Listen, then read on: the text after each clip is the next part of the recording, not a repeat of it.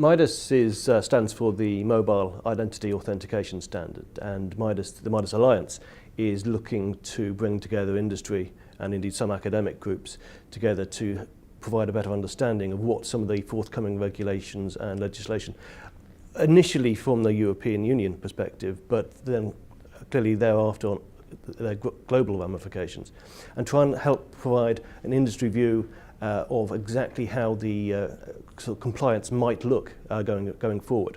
Obviously, when legislation is written down and drafted, there are some lines of codicil which thou shalt apply with, but actually trying to get a technical understanding of what does that mean in day-to-day life is sometimes confusing, and MIDAS Alliance is looking to provide a perspective of how that might look going forward.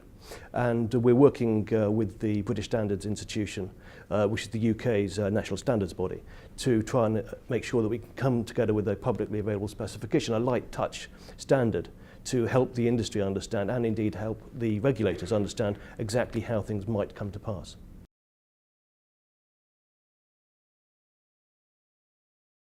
MIDAS is looking at very much a management standard, so in the same way as ISO 27001 family, which many of GlobalPlatform's members will be aware and comfortable of, that's a security standard that details how an information security management system should operate. But it doesn't look into the technical aspects underlying that. MIDAS is looking very much at that management level. So GlobalPlatform looks at some of the technical details. So where MIDAS won't try and be looking into key lengths or elements of cryptography that are required or how device ID should work, we're looking at elements which need to be considered in the creation of a process.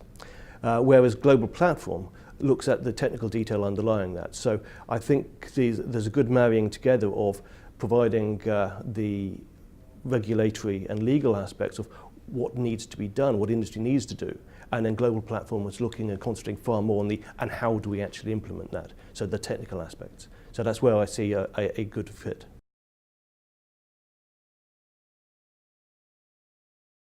Standardization work, whether on the management basis or on a technical element, is crucial in getting innovation to actually move forward. While standards are occasionally seen as being resistant for faster elements of innovation, enabling systems to talk with systems and national bodies to be able to understand how compliance might work in other nations is crucial in ensuring that an innovative product is permitted to survive and thrive.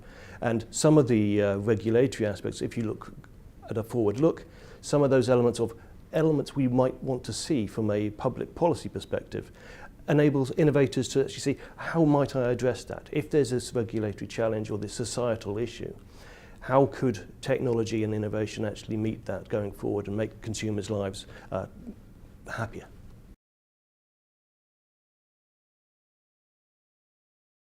Today's workshop obviously is looking at the mobile authentication piece. So mobile is assumed to be a key element going forward. Whether mobile is in what we think of it today as a mobile phone, or whether mobile becomes a wearable or a dongle, a wristband, or a watch, a worn device.